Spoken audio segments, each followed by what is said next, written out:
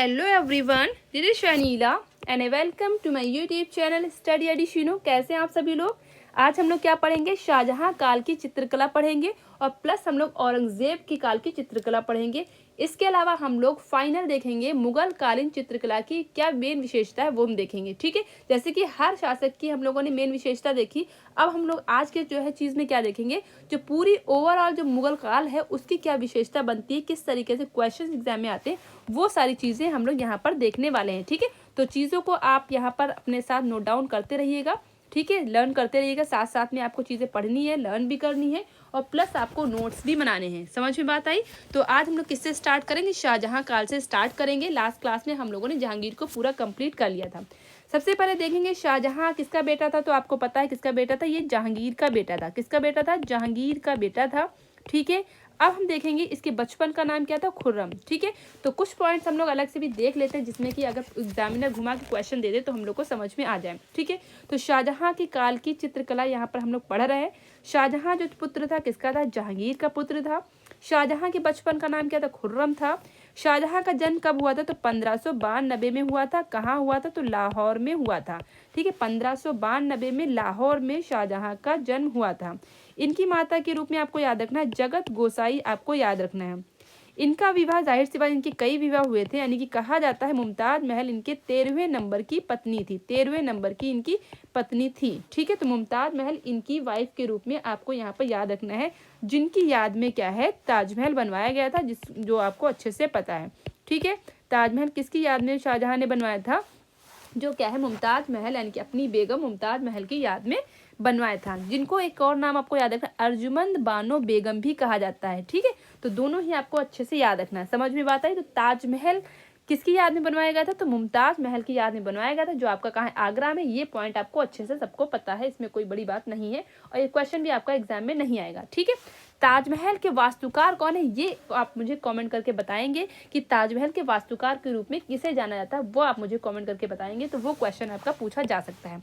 समझ में बात आई। तो इतनी चीज़ें आपको यहाँ पर मैंने बता दी। अब हम बात करते हैं इनकी संतानों की, बात करते हैं इनके बच्चों की, बात करते हैं संतान। कहा जाता है इनकी 14 संतानें हुई थी, जिनमें, ठीक है, कहा जाता है इनकी 14 संतानें हुई थी, जिनमें क्या है, सिर्फ 7 ही क्या है, जीवित हो पाई थी। ठीक है, यानी कि जीवित रह पाई थी।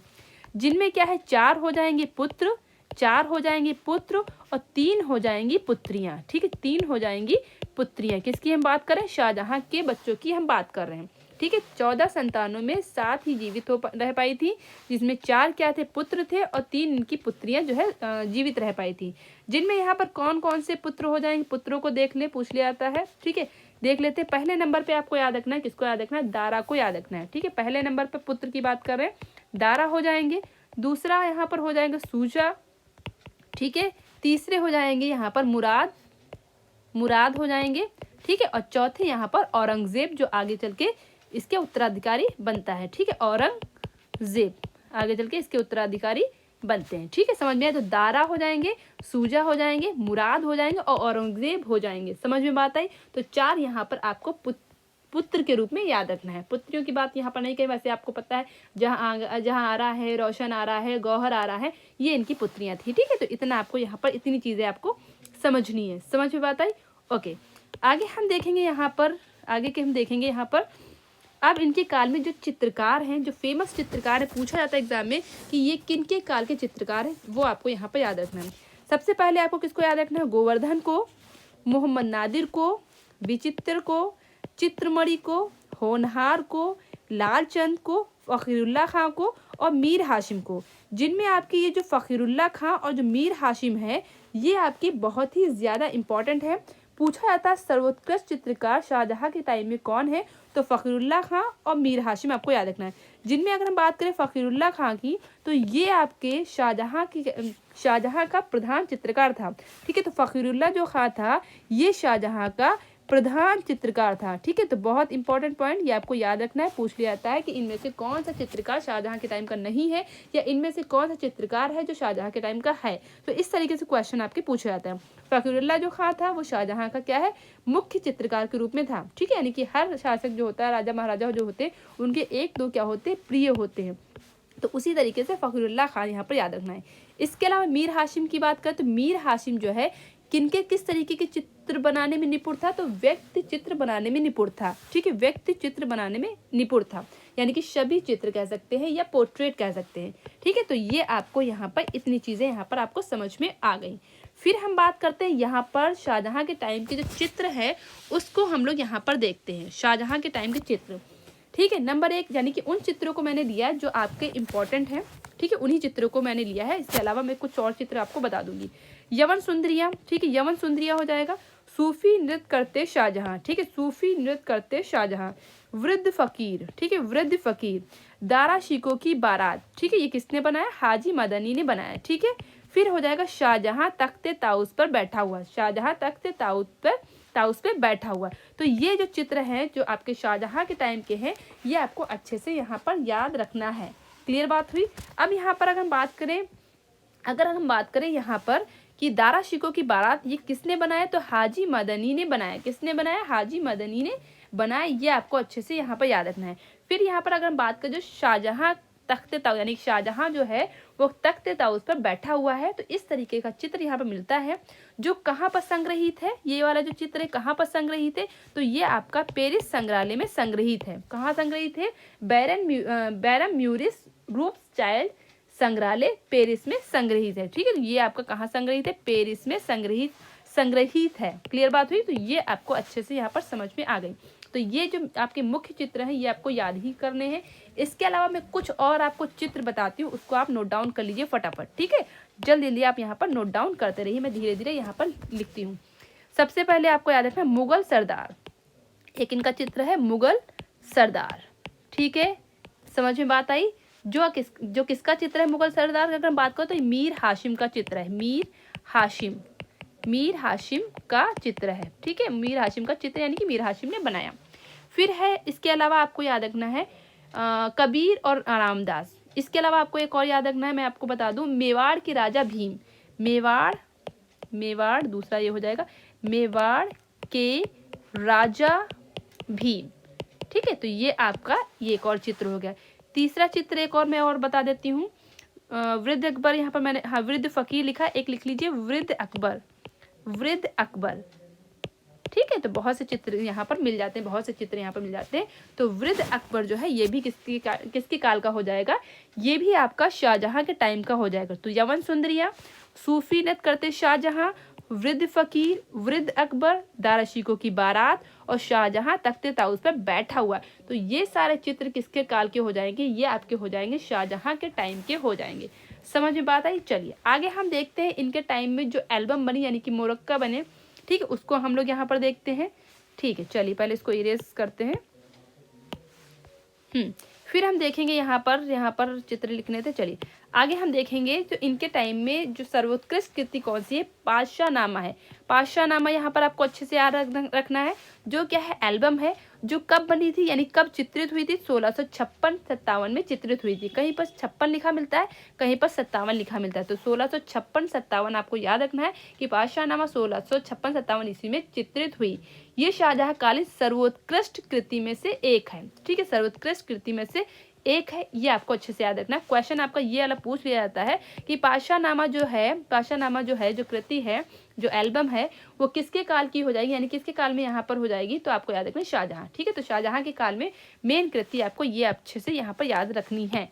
ओके, आगे हम बात करें कि यहाँ पर देखेंगे शाहजहाँ के टाइम की क्या क्या मेन विशेषता, यानी कि शाहजहाँ के टाइम के जो चित्र हैं उनकी क्या क्या विशेषता है, क्योंकि हम लोगों ने सारे शासक को देखा, फिर उनके टाइम के चित्रों में क्या मेन विशेषता है वो सारी चीज़ें देखी। तो इसी तरीके से हम यहाँ पर शाहजहाँ के टाइम के चित्रों की विशेषता भी देखेंगे।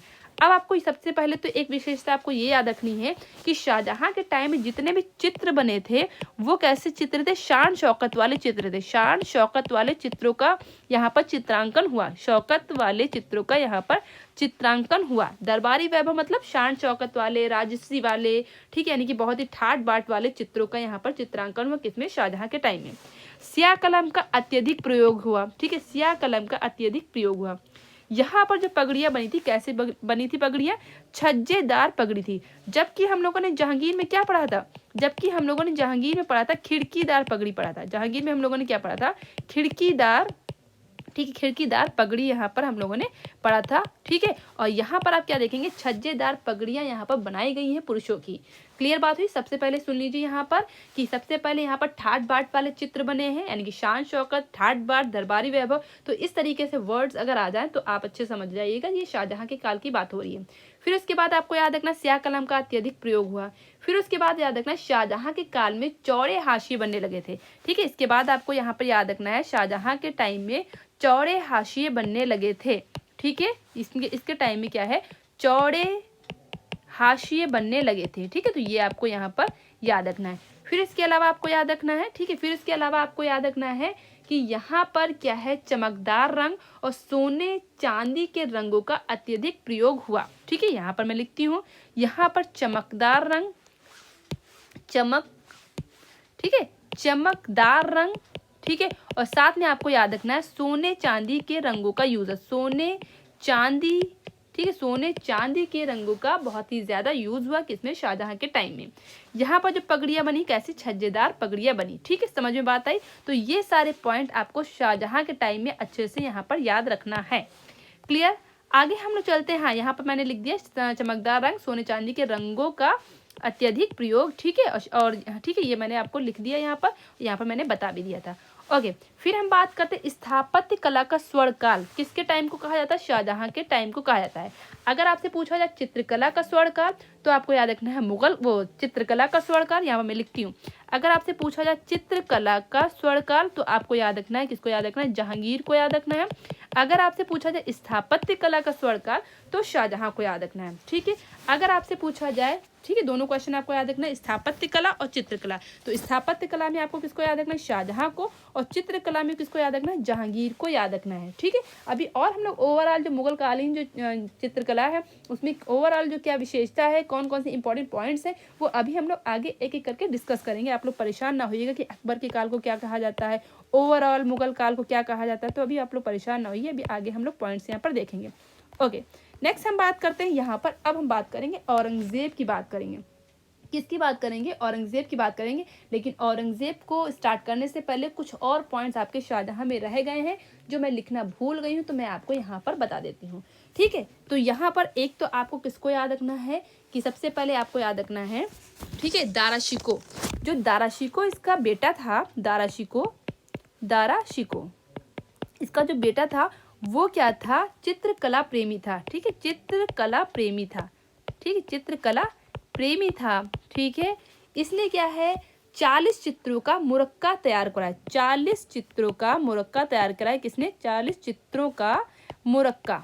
ठीक है, मुरक्का मैंने आपको बताया यानी कि एल्बम, मुरक्का तैयार कराया। ठीक है, तो ये आपको याद रखना है, पूछा जा सकता है क्वेश्चन कि यहाँ पर जो दारा शिको है कितने चित्रों का मुरक्का तैयार कराया, 40 चित्रों का मुरक्का तैयार कराया। ठीक है, जो कहाँ पर संग्रहित थे, तो इंडिया ऑफिस लाइब्रेरी लंदन में संग्रहित थे। कहाँ पर संग्रहित थे, इंडिया, ठीक है, इंडिया ऑफिस, ठीक है, इंडिया ऑफिस लाइब्रेरी लंदन में संग्रहित है। ठीक है, इंडिया ऑफिस लाइब्रेरी लंदन में संग्रहित है। तो ये आपको अच्छे से यहाँ पर याद रखना है। क्लियर बात हुई। तो ये चीज़ आपको किसके लिए याद रखना है, दारा शिको के याद रखना है।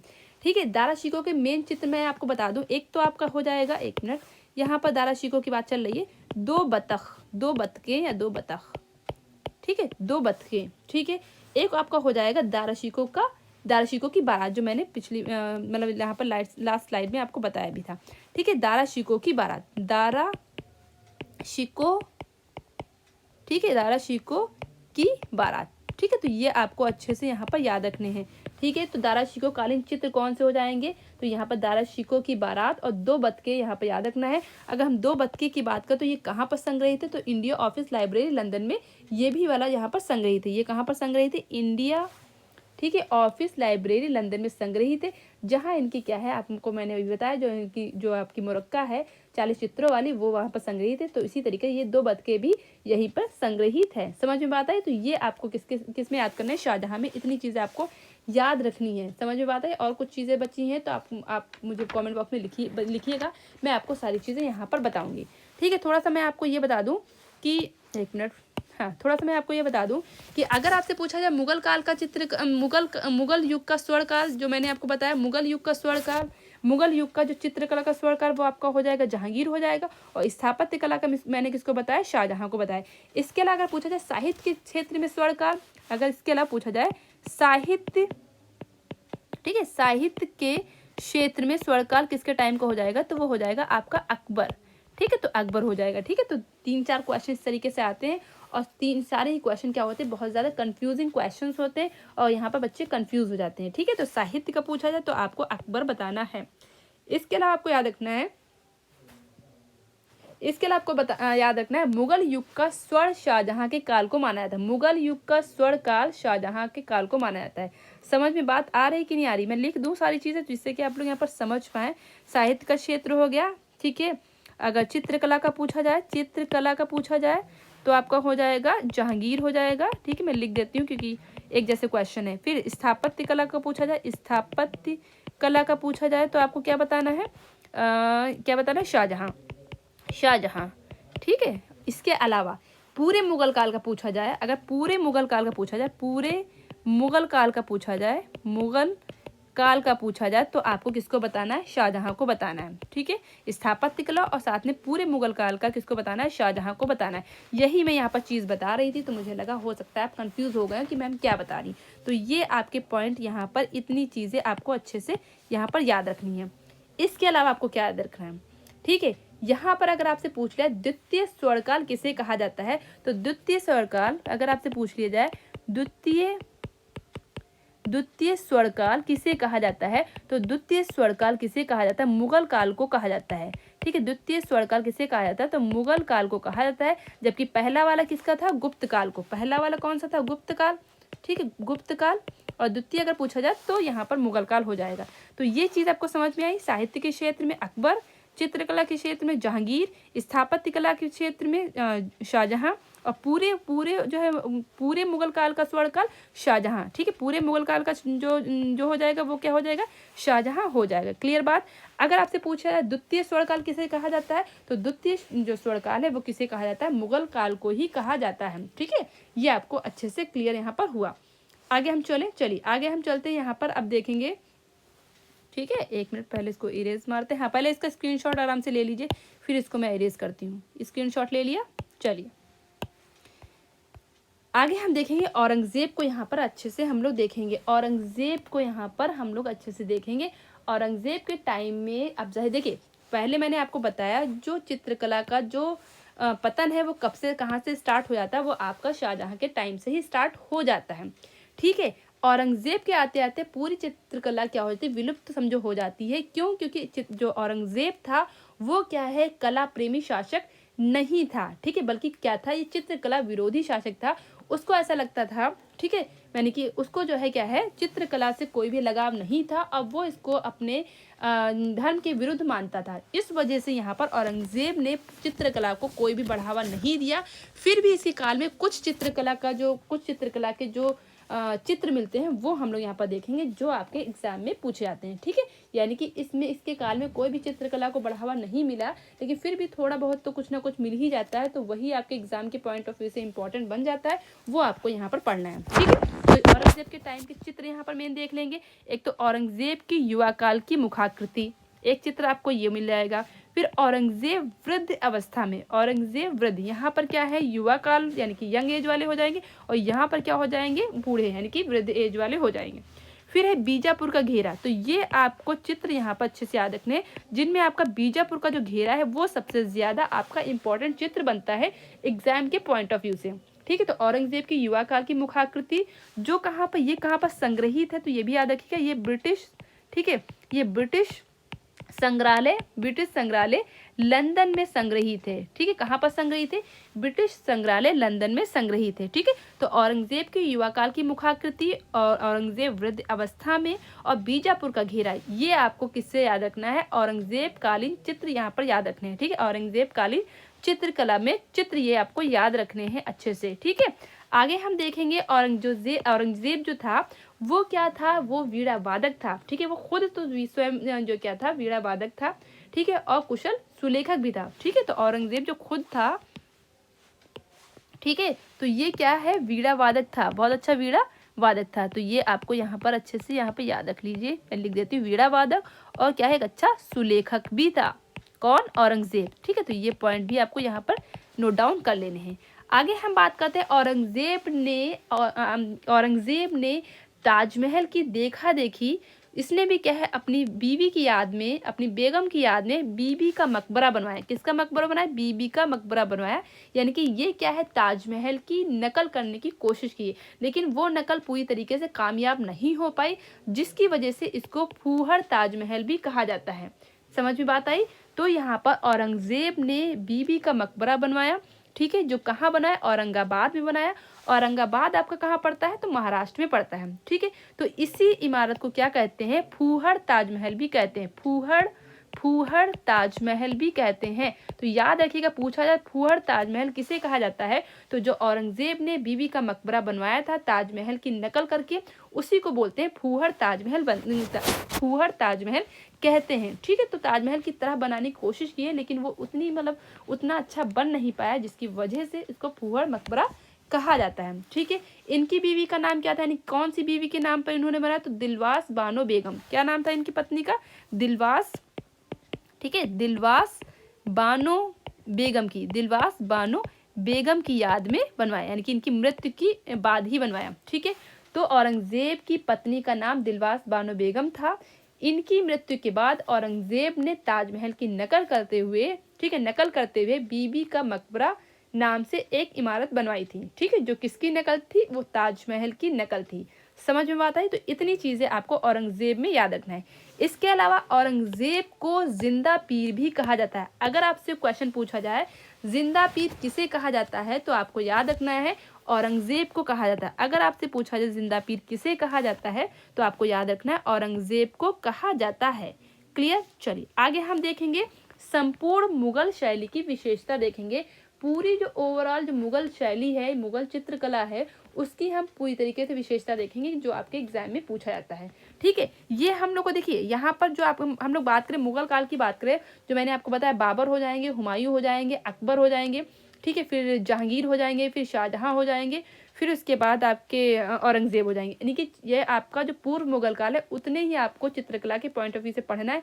इसके अलावा जो उत्तर मुगल काल की बात करें, तो उसमें आपको यहाँ पर नहीं पढ़ना है। ठीक है, उत्तर मुगल यानी कि इसके बाद में बहुत से ऐसे शासक आए, मुगल काल में बहुत ऐसे शासक आए, तो उनका बहुत ज़्यादा चित्रकला के व्यू से हम लोग को कुछ भी वहाँ पर नहीं पढ़ना है। ठीक है, तो इतने ही 6 ही हम लोग को शासकों को पढ़ना था मुगल चित्रकला में। क्लियर बात हुई? अब हम बात करते हैं संपूर्ण मुगल शैली की विशेषता की हम बात करेंगे। संपूर्ण मुगल शैली में कौन कौन सी चीज़ें हैं जो आपके एग्जाम में पूछ ले जाते हैं। अब देखिए, सबसे पहले तो आपको ये याद रखना, सर्वाधिक व्यक्ति चित्र किसके टाइम में बने? तो अकबर के टाइम में बने। सर्वाधिक व्यक्ति चित्र पूछे, सर्वाधिक यहाँ पर व्यक्ति चित्र पूछे, तो आपको याद रखना अकबर के टाइम में बने। अगर आपसे पूछा जाए सबसे अच्छे व्यक्ति चित्र किसके टाइम में बने, तो जहांगीर के काल में बने। तो अच्छे आपके किस में हो जाएंगे? परफेक्शन किस में आया, आपको याद रखना है, तो किसके टाइम में हो जाएगा? जहांगीर के टाइम में।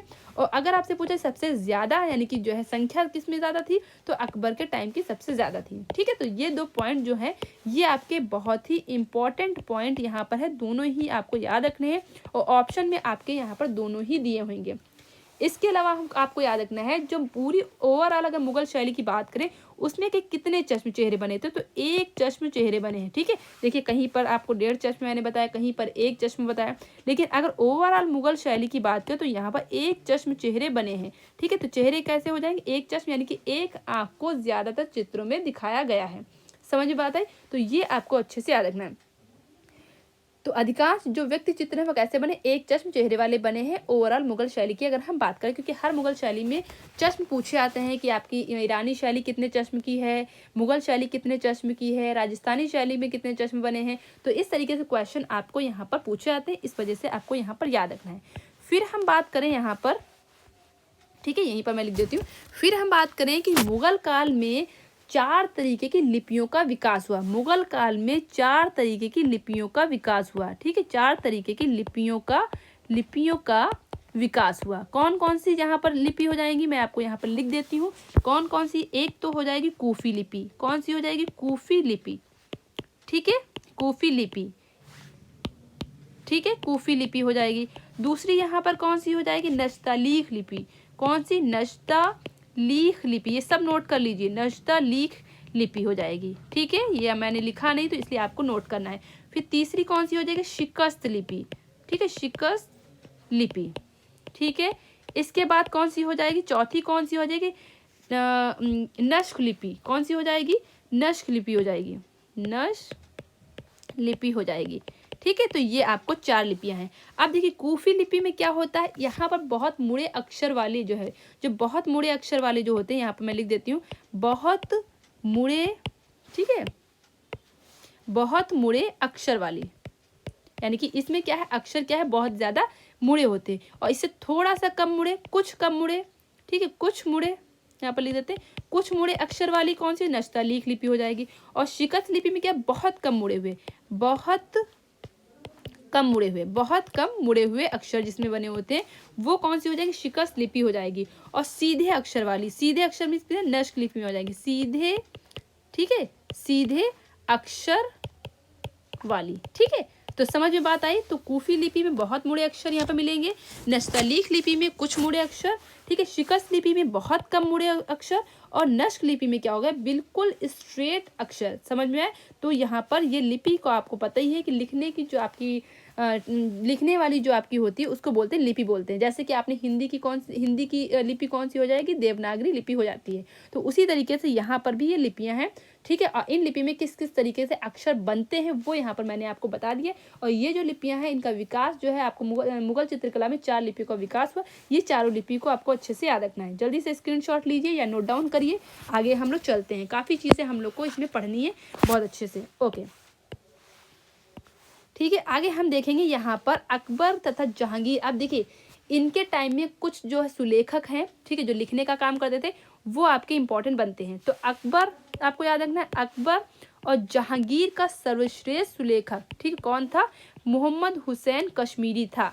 अकबर और जहांगीर का सर्वश्रेष्ठ सुलेखक कौन था? मोहम्मद हुसैन कश्मीरी था। शाहजहां का सर्वश्रेष्ठ सुलेखक कौन था? मीर हाशिम था। ठीक है, तो मीर हाशिम किसका हो जाएगा? शाहजहां का सर्वश्रेष्ठ सुलेखक हो जाएगा। समझ में बात आई? इसके अलावा हम बात करें मुगल काल में, ठीक है, कुछ और सुलेखक है उनकी बात कर लेते हैं। जैसे कि सबसे पहले हम लोग देखेंगे जहांगीर के काल में और कौन सुलेखक थे जो आपके इंपॉर्टेंट हैं। ठीक है, तो जहांगीर के काल के हम लोग यहाँ पर देखते हैं कौन कौन से हो जाएंगे। जैसे कि आपके हो जाए अब्दुल रहीम हिरवी। ठीक है, अब्दुल रहीम हिरवी हो जाएंगे।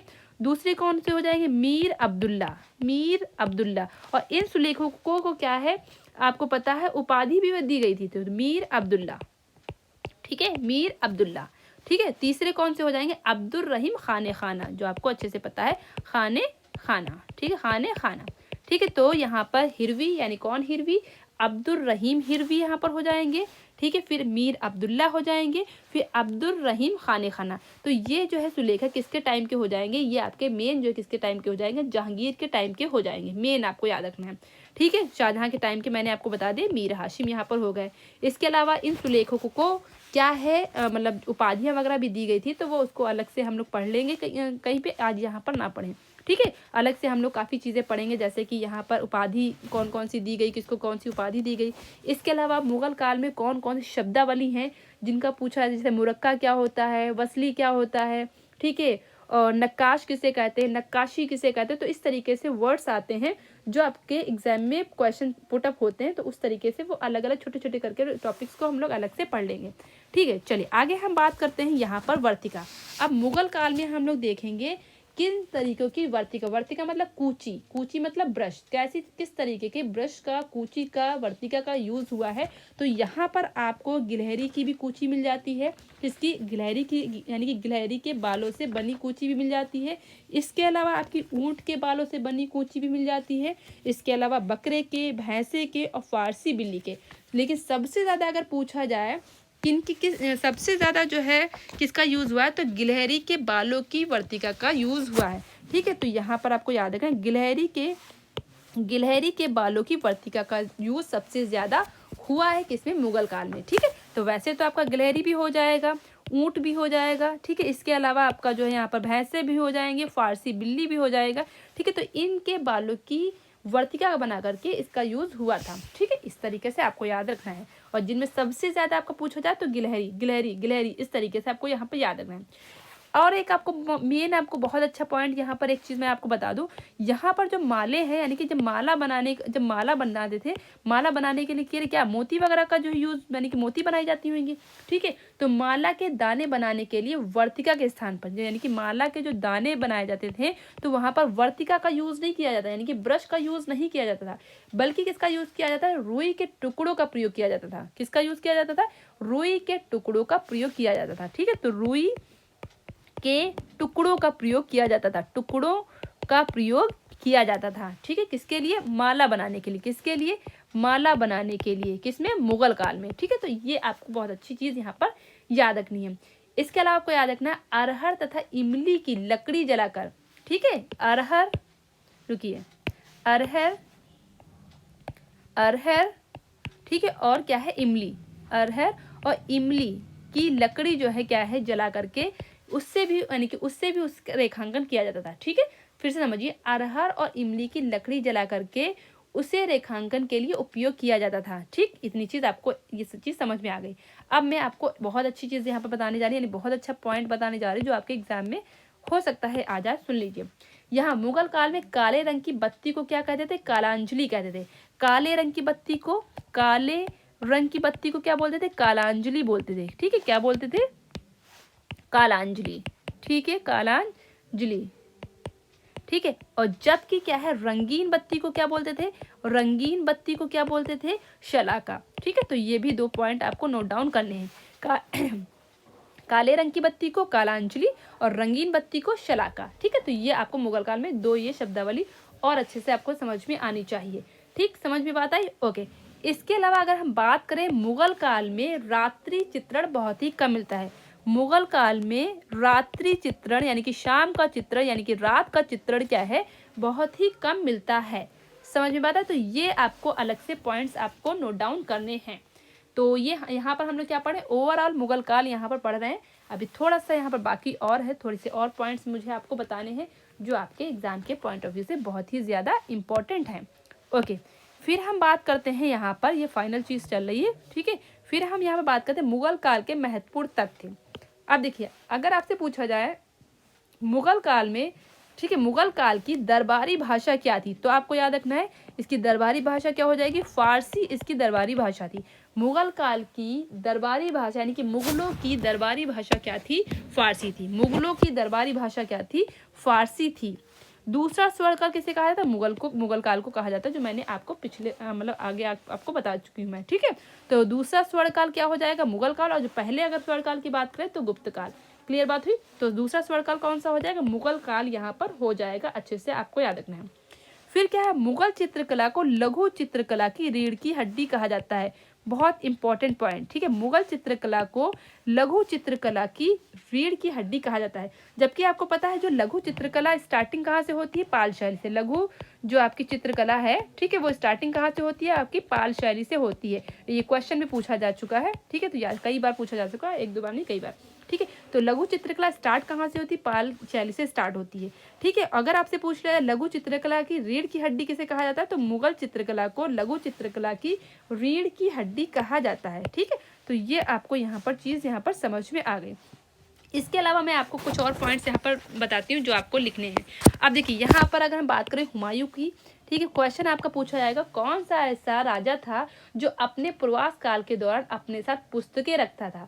तो आपको याद रखना है, पुस्तकें रखता था और चित्र बनवाता था। कौन सा ऐसा जो है शासक था जो अपने साथ क्या है, पुस्तकें रखता था, पुस्तकें रखता था और प्लस क्या है, चित्र बनवाता था, चित्र बनवाता था, ठीक है, बनवाता था, ठीक है। किसके टाइम में, प्रवास काल के टाइम में, प्रवास, ठीक है, प्रवास काल में, ठीक है, प्रवास काल में। तो कौन सा हो जाएगा, तो यहाँ पर हो जाएगा हुमायूं हो जाएगा, ठीक है। तो हुमायूं यहाँ पर हो जाएगा, ठीक है। तो ये क्या है, ये क्या है, अपने प्रवास काल के टाइम में अपनी क्या है, पुस्तकें रखता था और क्या है, साथ में चित्र बनवाता था। तो कौन सा हो जाएगा, हुमायूं को आपको याद रखना है।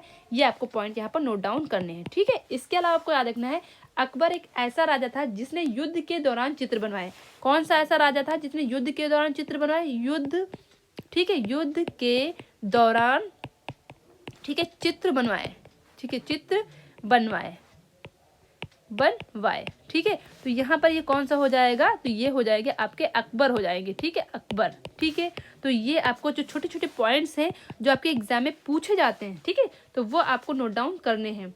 ठीक है, इसके अलावा आपको मैं कुछ और बता देती हूँ। मुगल काल को द्वितीय स्वर्णकाल कहा जाता है, जो मैंने आपको बता दिया। मुगल चित्रकला को लघु चित्रकला की रीढ़ की हड्डी कहा जाता है, जो बहुत इंपॉर्टेंट है, मैं बार बार बोल रही हूँ इसलिए आपको याद रखना है। ठीक है, ठीक है, तो दो पॉइंट आपको ये फिर से सुन लीजिए कि मुगल काल को द्वितीय स्वर्णकाल कहा जाता है और मुगल काल को चित्रकला के लिए चित्रकला को, ठीक है, मुगल चित्रकला जो है उसे क्या है, लघु चित्रकला की रीढ़ की हड्डी कहा जाता है। मैं बार बार बता रही हूँ, ये पॉइंट आपके लिए बहुत ही ज्यादा इंपॉर्टेंट यहाँ पर है। ठीक है, और आपको एक चीज याद रखना है, अकबर के दरबार में अधिकांशतः हिंदू चित्रकार थे। ठीक है, तो अकबर के अगर पूछा जाए कौन सा ऐसा शासक था जिसके काल में ज्यादातर जो चित्रकार थे वो कैसे थे, हिंदू थे, तो अकबर के दरबार में अधिकांशतः हिंदू चित्रकार थे, जो क्या शिलावट, कायस्थ, खाटी और कहार जाति के थे। ठीक है, तो ये आपको पॉइंट सुन लेना है, समझ आपको याद रहेगा वैसे मेरे हिसाब से। ठीक है, ठीक है, और अगर आपसे पूछा जाए समस्त अगर मुगल काल में कौन सा ऐसा शासक था जो सबसे ज्यादा कला प्रेमी था, तो आपको किसको याद रखना है, तो आपको अच्छे से किसको याद रखना है, जहांगीर को याद रखना है। तो समस्त मुगल राजाओं में जहांगीर सबसे बड़ा कला पारखी राजा था। ठीक है, तो जहांगीर क्या है, सबसे ज्यादा कला प्रेमी शासक था। ठीक है, तो ये आपको अच्छे से पता है, कला प्रेमी, कला प्रेमी। ठीक है, तो ये आपको नोट डाउन कर लेना है। क्लियर, ओके, तो ये सारे पॉइंट्स हो गए। अभी कुछ और पॉइंट्स बाकी अगर हो तो मुझे आप कमेंट बॉक्स में लिखिएगा। ठीक है, तो चलिए इतने ही रखते हैं आज। ये आपका मुगल काल यहाँ पर पूरा फाइनल हो गया है। कुछ और मैं याद कर लूँ, अगर आपके चित्र पॉइंट्स बन रहे हो तो मुझे आप बताइएगा, कमेंट में लिखिएगा। ठीक है, चलिए, तो इतनी चीज़ें हो गई, इसको आप नोट डाउन कर लीजिए, इसका स्क्रीनशॉट ले लीजिए। चलिए, तो हम लोगों ने आज पूरे मुगल काल को कंप्लीट कर लिया। आगे की क्लास में हम लोग क्या पढ़ेंगे, राजस्थानी शैली को स्टार्ट करेंगे। ठीक है, तो आगे हम लोग को कौन सी शैली पढ़नी, राजस्थानी शैली पढ़नी। राजस्थानी जो शैली है वो भी आपका बहुत ही लंबा टॉपिक है, उसको भी हम लोग कई पार्ट्स में पढ़ेंगे। ठीक है, तो उसमें भी देखिए, राजस्थानी शैली के अंदर आपकी जो है 4 शैली आ जाएंगी, फिर 4 शैली के अंदर उनकी उप शैली आ जाएंगी। तो जाहिर सी बात है, हर शैली को पढ़ेंगे तो वहाँ पर पॉइंट्स बहुत ज़्यादा हो ही जाएंगे, तो इसलिए आपके पार्ट्स भी बहुत ज़्यादा हो जाएंगे। तो डिटेल से पढ़ने के लिए आपको अच्छा खासा टाइम हर चीज़ में लग जाता है। ठीक है, चलिए इतना ही रखते हैं, आज की क्लास को यहाँ पर हम लोग एंड करते हैं। तो सभी को जय हिंद, जय भारत, पढ़ते रहिए, खुश रहिए और खुशियाँ बांटते रहिए। अगर आपको मेरी क्लास से कुछ भी फायदा हो रहा है तो वीडियो को शेयर करना बिल्कुल ना भूलिए। अगर आपने अभी तक चैनल को सब्सक्राइब नहीं किया तो चैनल को ज़रूर सब्सक्राइब कर लीजिए। इससे होता क्या है कि आपको क्लास का नोटिफिकेशन जल्दी से मिल जाता है। ठीक है, बस इतना होता है। चलिए, सभी को जय हिंद, जय भारत, थैंक यू।